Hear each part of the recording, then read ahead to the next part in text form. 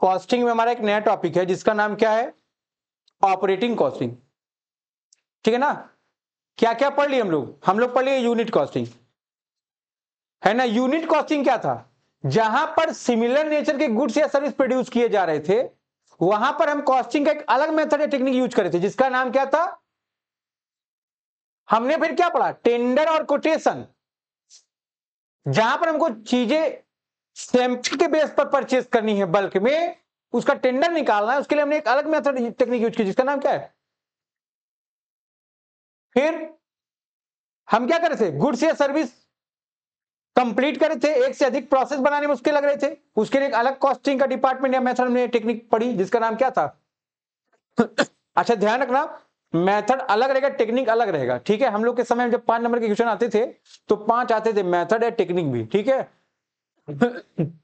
फिर कॉन्टेक्ट से रिलेटिंग अलग मेथड और टेक्निक आपने यूज की जिसका नाम क्या था, कॉन्टेक्ट कॉस्टिंग।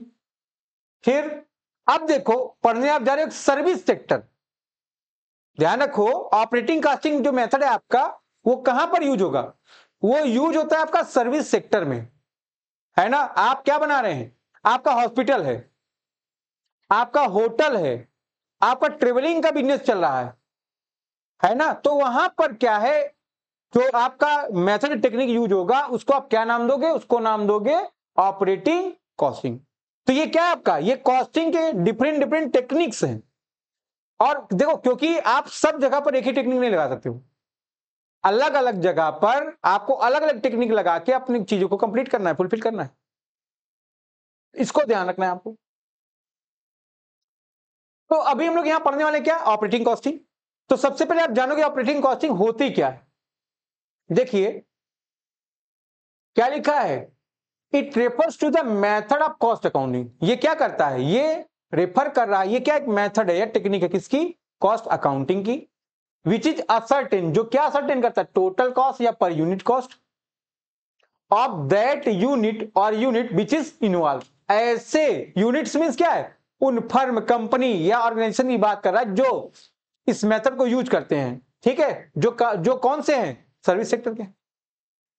ठीक है, for the particular time period.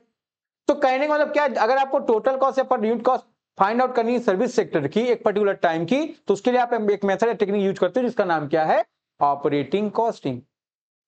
बात समझ में आ रही है आपके, कोई दिक्कत आपको यहां तक। ठीक है, देखोगे आप canteen, hospital, power generation unit, transportation की सर्विस, रेलवे, बस, truck etcetera, gas supply, library, cinema, ठीक है, सर्कस एक्सेट्रा, इस तरह के यूनिट्स में आप इस मेथड को यूज करते हो। बात समझ में आ रही है आपको। यहां पर जो एलोकेशन आपका कॉस्ट का है, 2 पार्ट में डिवाइड किए हो आप कॉस्ट को। एक कॉस्ट क्या आपकी फिक्स, दूसरी क्या आपकी variable. Cost which is constant while the level of output. ऐसी कॉस्ट जो लेवल ऑफ आउटपुट के साथ क्या है, कांस्टेंट है, ना तो वो घटेगी ना तो बढ़ेगी। इस कमरे में अगर 1 लोग बैठेंगे तब भी हमको उसका रेट उतना देना है, अगर 10 लोग बैठेंगे तो उतना देना है, 100 लोग बैठेंगे तब भी उतना रेट देना पड़ेगा। लेकिन अगर ज्यादा लोग बैठेंगे तो इसका बर्डन हमारे ऊपर क्या होगा, कम पड़ेगा।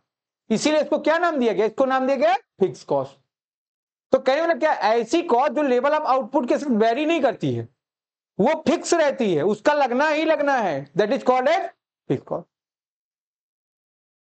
The cost which is vary with the level of output.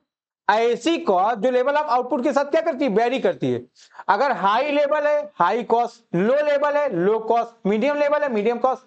ठीक है, कहने का मतलब क्या है, जो आउटपुट के लेवल के साथ फ्लक्चुएट होती रहती है उसको आप क्या नाम देते हो, उसको आप नाम देते हो वेरिएबल कॉस्ट। तो यहां पर जो कॉस्ट का एलोकेशन 2 पार्ट में, फिक्स कॉस्ट और वेरिएबल, या इसको आप ऑपरेटिंग कॉस्ट भी बोल सकते हो।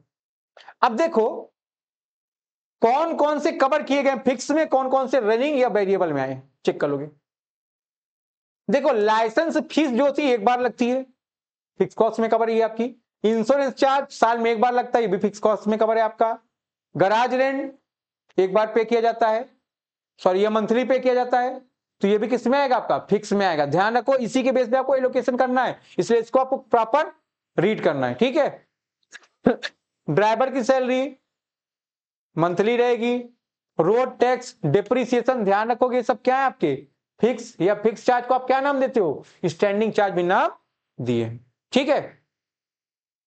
रनिंग में देखो डेप्रिसिएशन को 2 नाम लिख सकते हो, ये सिचुएशन डिपेंड, ठीक है ना, सिचुएशन के अकॉर्डिंग रहेगा। टायर मेंटेन, जितना ज्यादा गाड़ी चलेगी उतना टायर लगेगा, उतना मेंटेनेंस होगी, जितना कम चलेगी उतना कम लगेगा। पेट्रोल, रिपेयर, ये सब क्या है आपके वेरिएबल खर्चे। ठीक है, तो ध्यान रखना है, इसी के बेस पे हमको ये पूरा चैप्टर कवर करना है। ये आपका एक ऑपरेटिंग कॉस्ट शीट का ये फॉर्मेट है, ध्यान रखोगे, इसको ऐसे बनाना है आपको। यहाँ आपका व्हीकल्स नंबर है, यहाँ ड्यूरेशन है, या पीरियड है, ऑपरेटिंग कॉस्ट शीट है, किलोमीटर रन है, total cost, cost per unit. ठीक है, स्टैंडिंग या फिक्स चार्ज है, टोटल स्टैंडिंग चार्ज आ गया, वेरिएबल कॉस्ट ऐड कर दोगे, operating cost per passenger kilometre आ जाएगा। यहां तक कोई समस्या है आप बताइए।